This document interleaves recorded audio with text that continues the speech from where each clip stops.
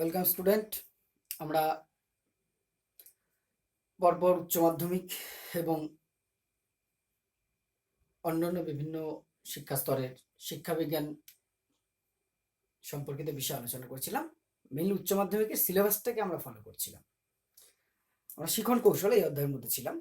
শিখন কৌশল আমরা বলেছিলাম যে 4টে কৌশল পড়ব, 2টো অনুবর্তন আর 2টো হচ্ছে সমস্যা সমাধানমূলক শিখন। লাস্ট ভিডিওতে আমরা প্রচেষ্টা ও ভুলের শিখন কৌশল, থর্নডাইকের যে প্রচেষ্টা এবং ভুলের ট্রায়াল অ্যান্ড এরর থিওরি আমরা পড়েছি। সেখানে বলা হয়েছিল যে প্রাণী কোনো কিছু যখন সমস্যার সম্মুখীন হয় তার সমাধান করার জন্য সে কি করে, বারবার চেষ্টা করে, প্রচেষ্টা করে, সেটা ভুল হয়, আবার চেষ্টা করে, এইভাবে ভুল করতে করতে করতে করতে শিখে। চেষ্টার মধ্যে দিয়েই প্রাণী বা মানুষ শেখে। এটাই ছিল প্রচেষ্টা ও ভুল কৌশলের মূল বিষয়। সমস্যা সমাধানমূলক শিখনের আমরা 2টো কৌশল বলেছিলাম, ওই ভিডিওটা তোমরা দেখে নিলেই বুঝবে যে দুটো। একটা বলেছিলাম প্রচেষ্টা ও ভুলের কৌশল, ট্রায়াল অ্যান্ড এরর থিওরি, আর একটা বলেছিলাম অন্তর্দৃষ্টিমূলক শিখন, ইনসাইটফুল লার্নিং বা গেস্টাল্ট। আমরা আজকে সেই 2 নম্বর পার্ট যেটা আছে অন্তর্দৃষ্টিমূলক শিখন, ইনসাইটফুল লার্নিং আলোচনা করব। অন্তর্দৃষ্টিমূলক শিখন এটা কি? অন্তর্দৃষ্টিমূলকের আরেকটা যেটা অন্তর্দৃষ্টি বা গেস্টাল্টের আরেকটা যেটা সব হয় নাম আছে, সেটা হচ্ছে গেস্টাল্ট।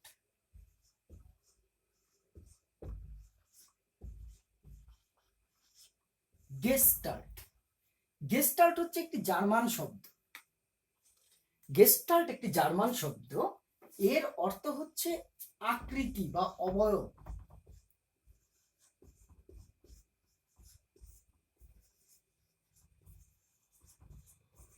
আকৃতি বা অবয়ব, ইংরেজিতে আমরা বলতে পারি প্যাটার্ন।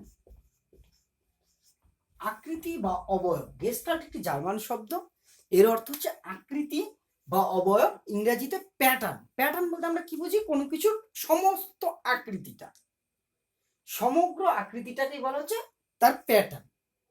গেস্টাল্ট থিওরি, অন্তর্দৃষ্টিমূলক শিখন, গেস্টাল্ট। আর যারা গেস্টাল্ট মতবাদের সমর্থক তাদের বলা হয় সমগ্রতাবাদী। গেস্টাল্ট মানে আকৃতি বা অবয়ব বা সমগ্রতা। আর যারা এই মতবাদের সমর্থক বা এই মতবাদ নিয়ে যারা কাজ করছেন, এই কৌশল নিয়ে, তাদের বলা হয় সমগ্রতাবাদী, গেস্টাল্ট মনোবিদ। আমরা মূল বিষয় গেস্টাল্ট কথাটার মধ্যে থেকে বুঝতে পারছি যে প্যাটার্ন বা আকৃতি, অবয়ব, দুটো অর্থে বিষয়টাকে আমরা একটু ব্যাখ্যা করার চেষ্টা করব। বিষয়টা আসলে কি? প্যাটার্ন বা আকৃতি বলতে কি বোঝায়? কোনো জিনিসের সম্পূর্ণ গঠনটা, একটা এই পেনটা সাপোজ যদি ধরো আমার হাতে রয়েছে, এটা যদি সামান্য এইটুকু অংশ কেউ দেখে আর কিচ্ছু দেখতে পাচ্ছে না, তাহলে সে কি ভাবতে পারে? এটা একটা গোল জিনিস মনেই হতে পারে। কিন্তু তার সেই অবজারভেশনটা, তার সেই পারসেপশনটা বা তার সেই ধারণাটা, জ্ঞানটা, সেটা কি সঠিক? না। কেন? সেটা সমস্ত আকৃতিটা দেখেনি বলে সে আসল রূপটা বুঝতে পারছে না। এবার তাকে যখন দেখানো হচ্ছে সমস্ত পেনটা, অর্থাৎ তখন সে পেনের প্যাটার্নটা দেখছে, পেনটা লম্বা প্রকৃতির। আর প্রথমে যখন সে এইটুকু দেখছিল, মানে সমগ্র জিনিসটার একটা পার্ট দেখেছে, অংশ, সমস্ত প্যাটার্নটা দেখেনি। গেস্টাল্ট হচ্ছে এইটাই, সমগ্রতা, আকৃতি, সমস্ত আকৃতিটা যখন বোঝা, সেটাই মনে করো জার্মান ভাষায় গেস্টাল্ট। এটার প্যাটার্নটা বোঝা যাচ্ছে, ধরনটা বোঝা যাচ্ছে, এটা আসলে কি প্রকৃতির। প্রচেষ্টা ভুলের শিখন কৌশলের সমালোচনা থেকে এর উৎপত্তি। প্রচেষ্টা এবং ভুলের শিখন কৌশলে বলা হয়েছে কি, যে যখন প্রাণী কোনো সমস্যার সম্মুখীন হয়, তার সমাধান করবার জন্য সে কি করছে? বারবার চেষ্টা করছে, ট্রায়াল দিচ্ছে, আবার এরর অর্থাৎ ভুল হচ্ছে, আবার চেষ্টা করছে, এইভাবে করতে করতে করতে করতে সে শিখছে। এইখানেই একটা সমালোচনা তৈরি হলো। সমালোচনাটা কোন দিক থেকে? যে এইভাবে ভুল করতে করতে যদি প্রাণী বা মানুষ শেখে, তাহলে একটা শিশু আগুনে হাত দিতে যে দিল বারবার, একবার একটু শ্যাক লাগলে আরেকবার দিয়ে দেখি, বা ধরো একটা জলের মধ্যে কিছু পড়ে আছে, সেখানে খুব কারেন্ট জলটার, সেখানে কিছু একটা পড়ে আছে, সেখান থেকে তুলে আনতে হবে বা কিছু, সে কিছু না বুঝেই কেউ যদি ঝাঁপিয়ে পড়ে, অর্থাৎ সে সাঁতার জানে না, তারপরে সে যদি চেষ্টা করতে লাগে, তাহলে তো সমস্যার কারণ হতে পারে তার। অর্থাৎ সব সময় সব জিনিস প্রচেষ্টা করে করে ভুল করে করে শেখার অতগুলো অপশন আমরা নাও পেতে পারি। গেস্টাল্ট বা সমগ্রতাবাদীরা বলছেন যে না, ওইভাবে করে প্রাণী শেখে না। তাহলে কিভাবে শেখে? বলছেন যে যখন কোনো সমস্যার সমগ্র রূপটা আমরা বুঝতে পারি, যে প্রবলেমটা কি আসলে, সেটা যদি বুঝতে পারি তাহলে নিজের থেকেই তার সমাধান আমরা খুঁজে বের করতে পারবো।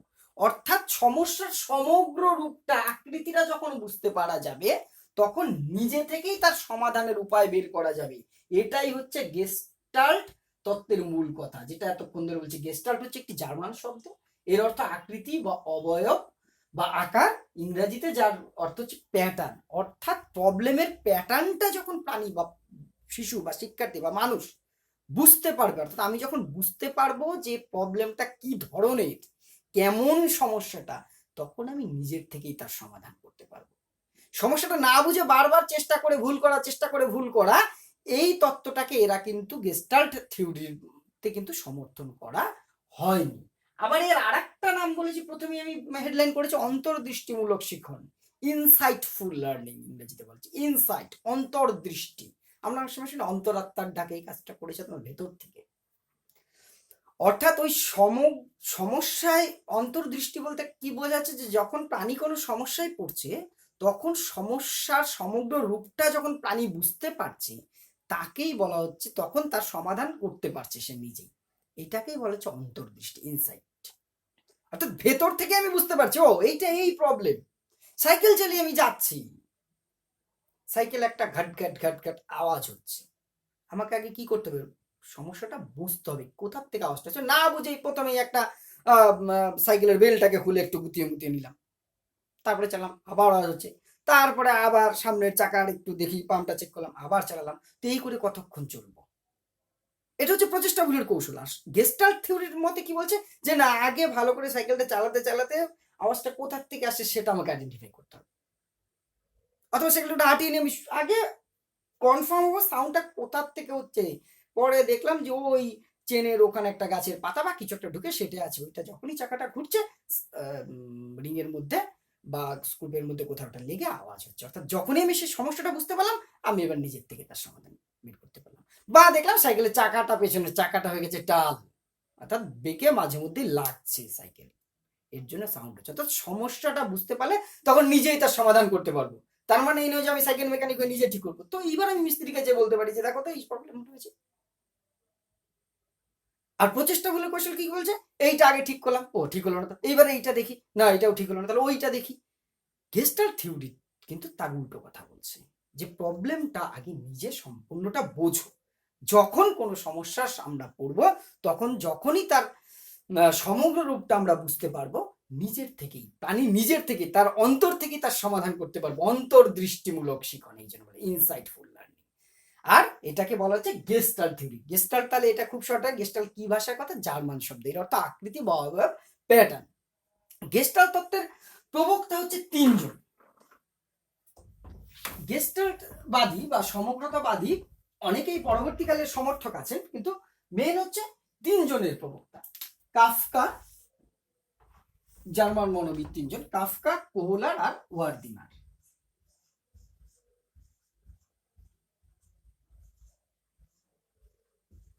কাফকা,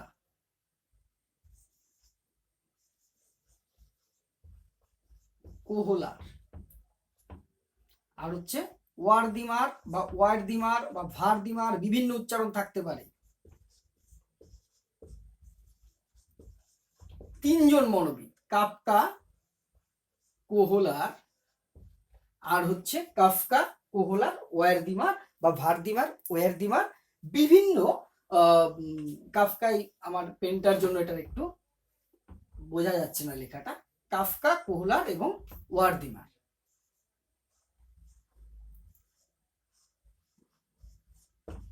কাফকা, কোহলার আর হচ্ছে ওয়ার্দিমার বা ভারদিমার, ওয়ার্দিমার। বিভিন্ন রকম উচ্চারণটা একটু এদিক সেদিক হতে পারে, যেমন শব্দ আমাদের বাংলায় যখনই আমরা উচ্চারণটা করি আমরা অনেক সময় এদিক সেদিক হয় একটু।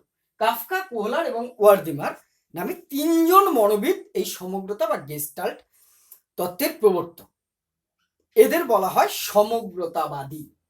সমগ্রতাবাদ থেকে, এদের এই মতবাদের সমর্থকদের বাংলায় বলা হচ্ছে সমগ্রতাবাদী। তিনজন, নামটা খুব মনে রাখতে হবে, কাফকা, কোহলার, ওয়ার্দিমার বা ভার্দিমার। কাফকা, কোহলার, ওয়ার্দিমার। তাহলে গেস্টাল্ট তত্ত্বের মূল বিষয়টা কি? যখন কোনো প্রাণী সমস্যার সম্মুখীন হচ্ছে, তখন যতক্ষণ সে সমস্যাটা না বুঝতে পারছে, সমগ্র রূপটা না বুঝতে পারছে, ততক্ষণ কোনোভাবেই তার সমাধান সে করতে পারবে না। যখন সে সমস্যাটা বুঝতে পারবে, নিজের থেকেই কি করবে, তার সমাধানের পথ খুঁজে বের করবে, সে সমাধান করতে পারবে। এই যে সমস্যার সমগ্র রূপটা বুঝতে পারাটাকেই গেস্টাল্ট মতবাদীরা বলেছেন ইনসাইট, অন্তর্দৃষ্টি। সমগ্র রূপটা উপলব্ধি করাটাই হচ্ছে তার সমাধান করতে পারা, হচ্ছে অন্তর্দৃষ্টি। এই কৌশলটি হচ্ছে অন্তর্দৃষ্টিমূলক শিখন কৌশল। এর প্রবর্তক তারা কাফকা, কোহলার, ওয়ার্দিমার। গেস্টাল্ট তত্ত্বের ওই তত্ত্বটাকে প্রতিষ্ঠা করবার জন্য বিভিন্ন পরীক্ষা আছে। তার মধ্যে সবচেয়ে বিখ্যাত আমরা কোহলারের একটি পরীক্ষা আছে, সেইটা আমরা আলোচনা করব। কোহলারের পরীক্ষাটি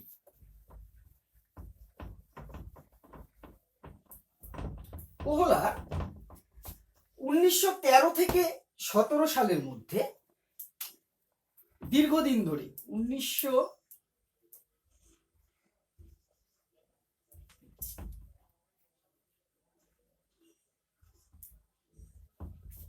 কোহলার 1913 থেকে 17 সালের মধ্যে কোহলার 1913 থেকে 1917 সালের মধ্যে আফ্রিকার ক্যানারি দ্বীপে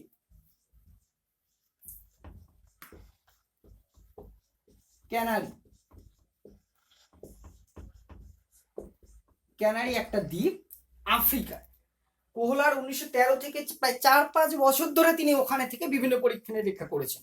1913 থেকে 17 সালের মধ্যে আফ্রিকার ক্যানারি দ্বীপে শিম্পাঞ্জির ওপরে বেশ কিছু পরীক্ষা করেছেন। শিম্পাঞ্জি, গরিলা শিম্পাঞ্জি তোমরা চিড়িয়াখানায় দেখে থাকবে, বা মানুষের মতে উন্নত বুদ্ধি সম্পন্ন, অনেকটাই উন্নত বুদ্ধি সম্পন্ন একটি প্রাণী হচ্ছে শিম্পাঞ্জি। শিম্পাঞ্জির ওপরে বিভিন্ন পরীক্ষা নিরীক্ষা করেছেন। তার মধ্যে একটি পরীক্ষা আমরা এখানে আলোচনা করব, বিখ্যাত পরীক্ষা। সেটা হচ্ছে সুলতান নামক একটি শিম্পাঞ্জির উপর কোহলার পরীক্ষাটা করেছেন।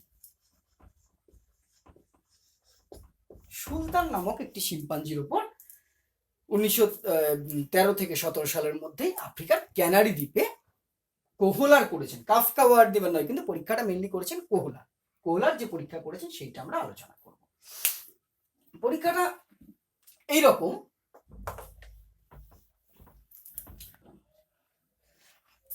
কোহলার সুলতান নামক শিম্পাঞ্জির ওপরে পরীক্ষাটা করেছেন।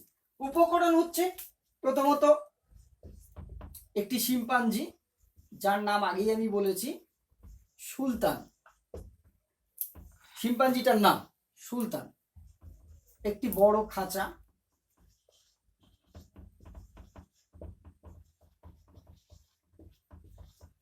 মানে পাখি রাখার খাঁচা নিশ্চয়ই নয়, শিম্পাঞ্জি এমনি বড় প্রাণী।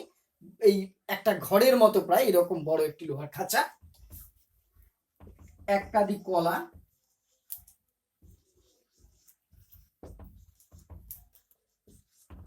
আর হচ্ছে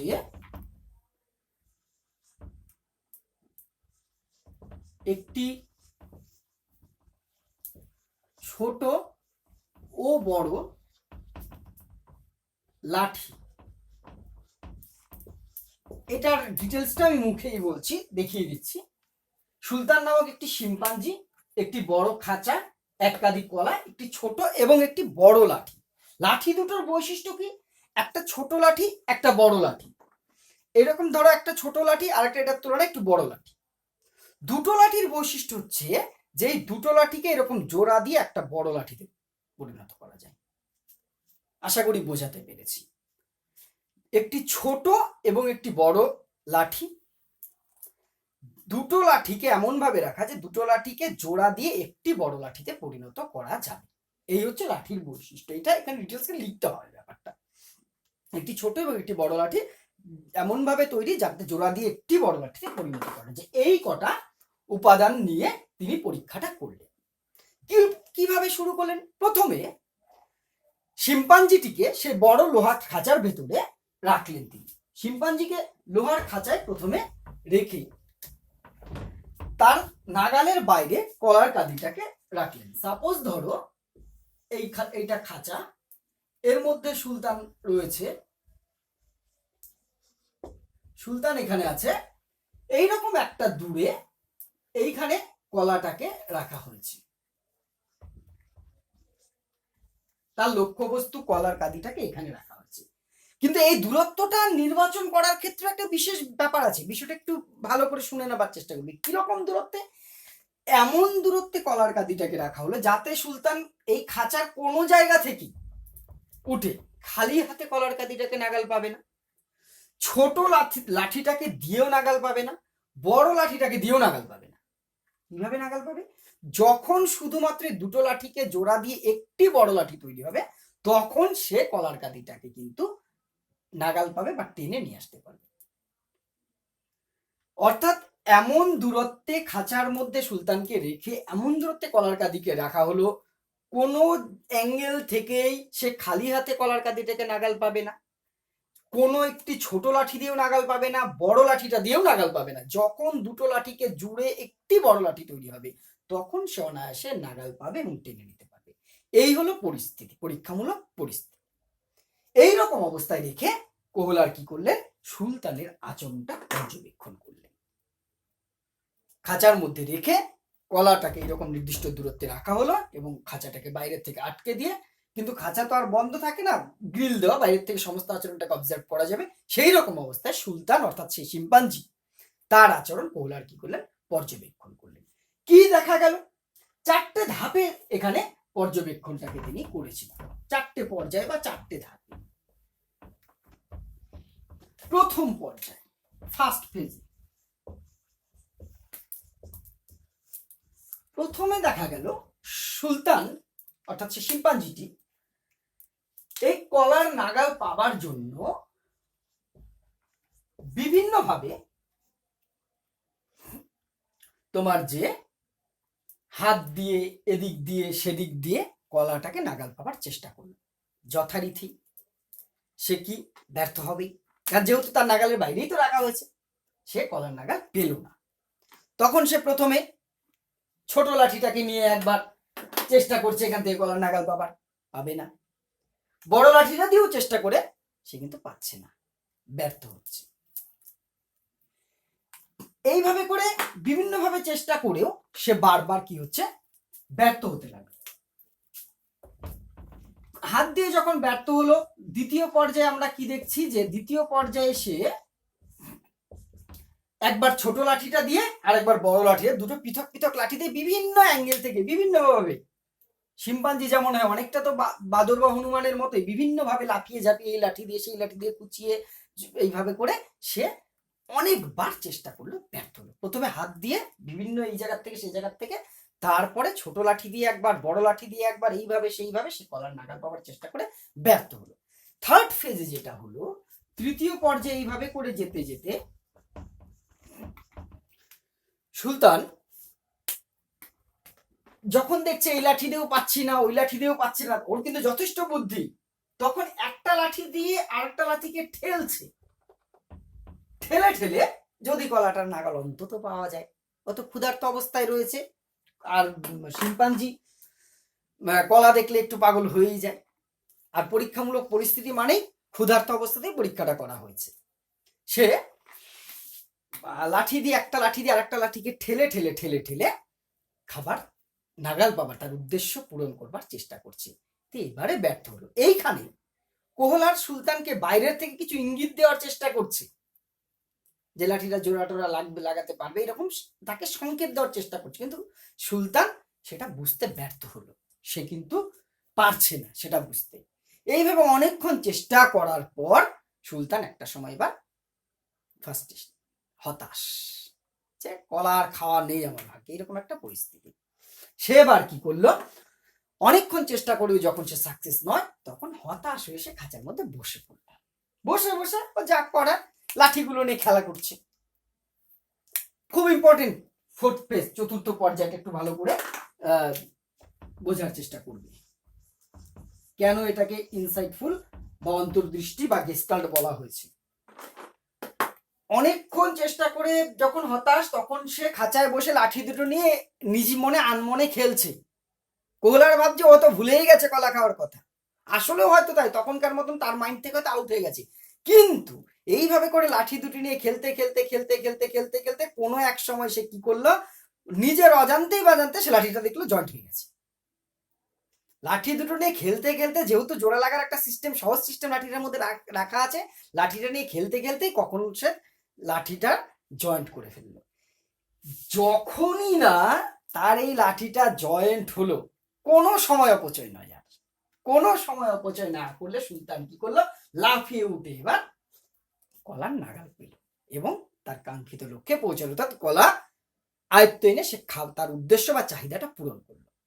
এই যে লাঠিটা জয়েন্ট হয়ে যখনই বড় হলো, আর তাকে কিন্তু সময় নষ্ট করলো না, তাকে আর ভাবতে হলো না সুলতানকে, সে কলার নাগাল পেল। এই যে সুলতান এটা পারলো, কোহলার এইটাকেই বলেছেন অন্তর্দৃষ্টি। অর্থাৎ সুলতান মানে শিম্পাঞ্জিটা বুঝতে পেরেছে যে আমি কলার নাগাল পাচ্ছি না, মানে দূরত্ব বেশি, আমার লাঠি ছোট।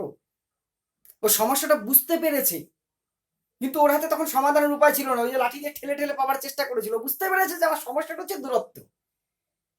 বুঝতে পেরেছে বলে যখনই না ওর লাঠিটা জয়েন্ট হয়েছে, ও কিন্তু বুঝেই তো আমি সমাধান পেয়ে গেছি, কারণ প্রবলেমটা জানা, কারণ প্রবলেমটা সমগ্র রূপটাও বুঝেছে যে দূরত্ব বেশি। যখনই সে লাঠিটা জুড়তে সক্ষম হয়েছে, আর কিন্তু তাকে সময় নষ্ট করতে হয়নি, কোনো উদাহরণ, কোনো ক্লু তাকে দিতে হয়নি, সে লাফিয়ে যেয়ে এবার কলার নাগাল পাচ্ছে এবং কলা খাচ্ছে। এই যে সমস্যার সমগ্র রূপটা নিজের থেকে বুঝে নিজেই তার সমাধান করতে পারা, এই কৌশলটাকে কোহলার বলেছেন অন্তর্দৃষ্টি।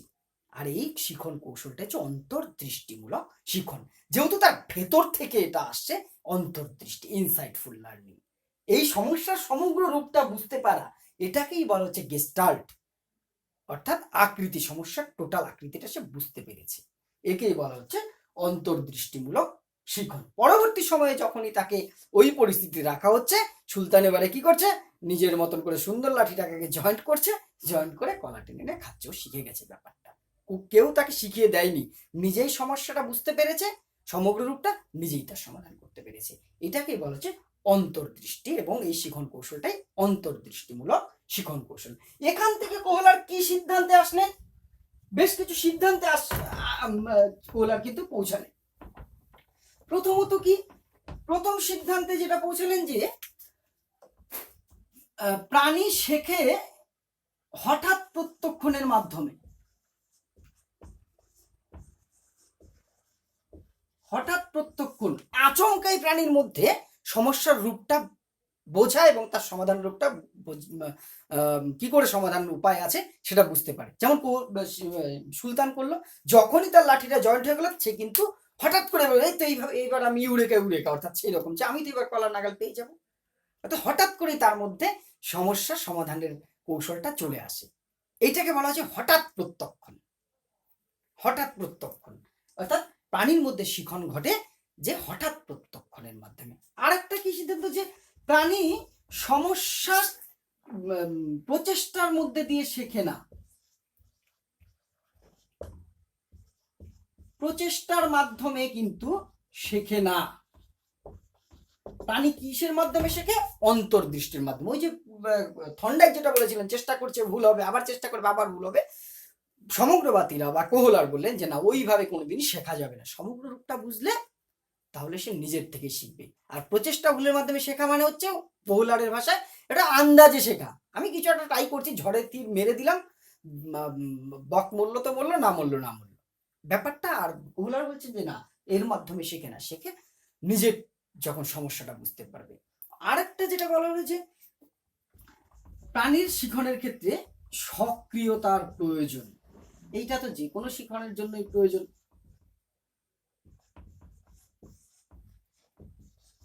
কেন সক্রিয়তার প্রয়োজন? সুলতান যদি খাঁচার মধ্যে ঝিম মেরে বসে থাকতো, কিসের ছোট লাঠি কিসের বড় লাঠি, তো কিসের আর কলা খাওয়া শিখতো সে? অর্থাৎ সে অ্যাক্টিভ ছিল, সক্রিয় ছিল বলেই না কলাটা খেতে পেরেছে। ও যদি ভাবতো খাবার আমাকে নিশ্চয়ই দেবে, অত কাজের কি আছে, আমি ঘুমাই বা বসে থাকি ঝিমাই, তাহলে তো শিখন হবে। ঠিক বাস্তবে তো তাই, শিখন করতে গেলে সক্রিয় হতে হবে, অ্যাক্টিভ হতে হবে। তো সক্রিয়তার প্রয়োজন।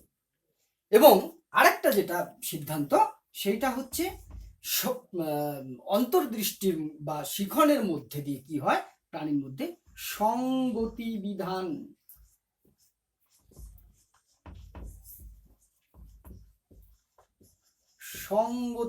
হয়। সংগতি বিধান, অ্যাডজাস্টমেন্ট, মানিয়ে চলা। এটাই তো প্রাণীর, মানুষের সবচেয়ে বড় গুণ, যে কোনো পরিস্থিতিতে মানিয়ে চলা। বলছে এই শিখনের মধ্যে দিয়ে প্রাণী কি করে, মানিয়ে চলতে পারে, সঙ্গতি বিধান করতে পারে বিভিন্ন পরিবেশে। এই হলো তোমার যে অন্তর্দৃষ্টিমূলক শিখন। এবারে শিক্ষাক্ষেত্রে কি কি প্রয়োগ দেখা যায়, কি কি গুরুত্ব আছে।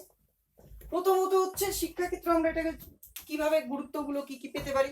প্রথমত হচ্ছে সক্রিয়তা বৃদ্ধি।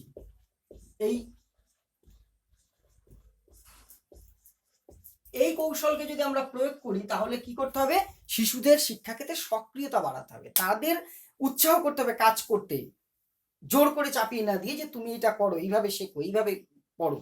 তাহলে সে নিজের থেকে নিজে যদি অ্যাক্টিভ হয় তাহলে সে শিখতে পারবে, অর্থাৎ সক্রিয়তাকে বৃদ্ধি করতে হবে। এই জন্য তাহলে সক্রিয়তা বৃদ্ধি করতে হবে। নেক্সট হচ্ছে সমগ্রতা বোধ গঠন।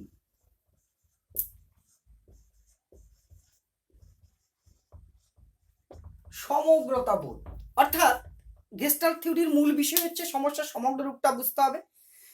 এই নীতিকে প্রয়োগ করে যদি আমরা শিখন ঘটাতে যাই, অর্থাৎ শিশুদের খণ্ড খণ্ড অংশে একটা জিনিস না শিখিয়ে তাকে সমগ্র রূপটা আগে বুঝতে দিতে হবে,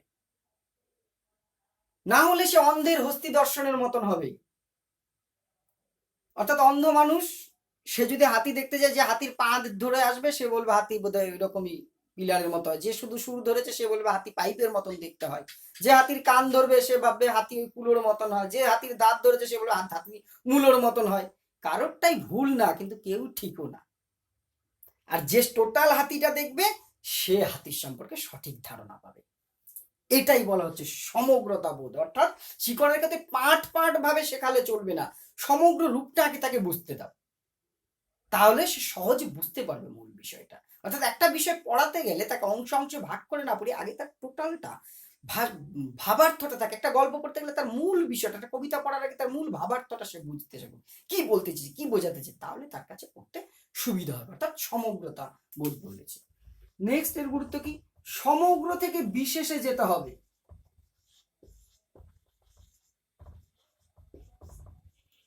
সমগ্র থেকে বিশেষ, যেটা এতক্ষণ বললাম অনেকটা সেটাই।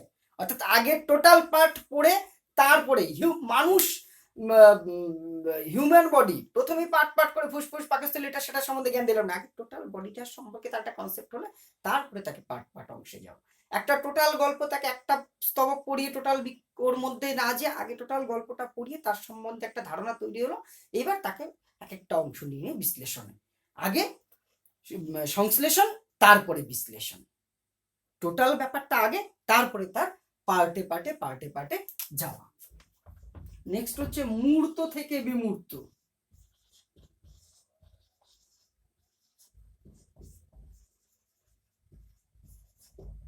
মূর্ত থেকে বিমূর্ত, মূর্ত সাধারণ, এর ভাবার্থ অনেক বেশি হয়, খুব সংক্ষেপে যদি বলতে চাই আমরা, যার মূর্তি আছে সেটা মূর্ত, যার মূর্তি নেই সেটা হচ্ছে বিমূর্ত। একটা প্রতিমা, একটা বোর্ড, এর মূর্তি আছে, সততা সাহসিকতা, এর কোনো মূর্তি হয় না, এটা একটা ধারণা, বিমূর্ত। অর্থাৎ আগে মূর্ত বিষয় যেটা দেখানো সম্ভব সেই বিষয়ের শিক্ষাটা আগে দিতে হবে শিশুকে, তারপরে বিমূর্ত যার মূর্তি না ধারণা উচ্চতর বিষয় সেগুলোকে পরে যেতে হবে, আগে মূর্ত বিষয়গুলো শিখে পরে তাকে বিমূর্তর দিকে যেতে হবে। এইগুলো আরো কিছু গুরুত্ব আছে, আমি আর ভিডিওটা অনেক লং হয়ে যাবে, বিষয়গুলো অত ডিটেলসে যাচ্ছি না। আর সামঞ্জস্য বিধান করা, এর মাধ্যমে পরিবেশের সাথে শিক্ষার্থী কি করতে পারবে, সামঞ্জস্য বিধান করতে চলতে পারবে, অ্যাডজাস্ট করে চলতে পারবে। তাহলে মূল গেল এই হচ্ছে অন্তর্দৃষ্টিমূলক শিখন বা তোমার যেটা গেস্টাল্ট তত্ত্ব।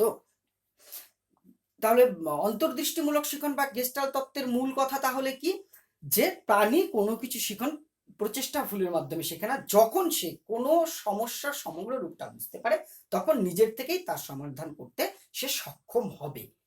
এটাকে বলা হচ্ছে অন্তর্দৃষ্টি। এই যে সমস্যাটা নিজের থেকে বুঝতে পারাটাই হচ্ছে অন্তর্দৃষ্টি। এই তত্ত্বের কথাটা গেস্টাল্ট একটি জার্মান শব্দ, এর অর্থ হচ্ছে আকৃতি বা অবয়ব বা প্যাটার্ন। এর প্রবক্তাকে তিনজন বলেছি, কাফকা, কোহলার ওয়ার্ডিমার। পরীক্ষাটা আমরা বলেছি কোহলার করেছেন আফ্রিকার ক্যানারি দ্বীপে 1913 থেকে 17 সালের মাঝামাঝি। এই 13 থেকে 17 সাল অবধি তিনি বিভিন্ন পরীক্ষা নিরীক্ষা করেছেন। তার মধ্যে একটি আমরা ব্যাখ্যা করেছি, সুলতান নামক একটি শিম্পাঞ্জির উপর যে পরীক্ষা করেছেন সেটা। সেখানে দুটো ছোট বড় লাঠি জুড়ে সুলতান যে কলা তার চাহিদা অনুযায়ী যে আয়ত্তে আনতে পারলো, এই যে নিজের থেকে শিখলো কোনো সাহায্য ছাড়াই, এটাকে বলা হচ্ছে অন্তর্দৃষ্টি বা সমগ্রতাবাদ। এই গেল আমাদের অন্তর্দৃষ্টিমূলক শিখন বা তোমার যে গেস্টাল্ট থিওরি। ভিডিওটার এর সাথে আমাদের শিখন কৌশল শেষ হলো। পরের ভিডিওতে আমি রাশি বিজ্ঞান, অনেক রিকোয়েস্ট আসছে, অনেকেই বলছো তোমরা রাশি বিজ্ঞান খুব সহজ, আমার মনে হয় এডুকেশনের সবচেয়ে 12 এর মধ্যে যদি সহজ কিছু থাকে সেটা হচ্ছে রাশি বিজ্ঞান। 12 নম্বর থাকবে।